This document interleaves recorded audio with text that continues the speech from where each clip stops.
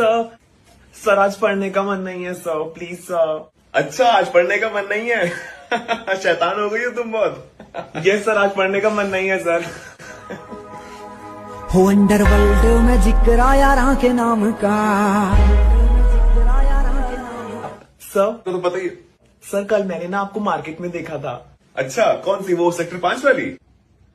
Yes sir. उसके पीछे मैं करने गया था। अच्छा।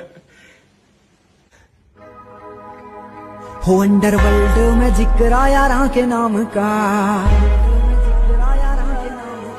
मतलब बहुत, ये कौन बातें कर रहा है? सर साक्षी। साक्षी बेटा, बातें नहीं।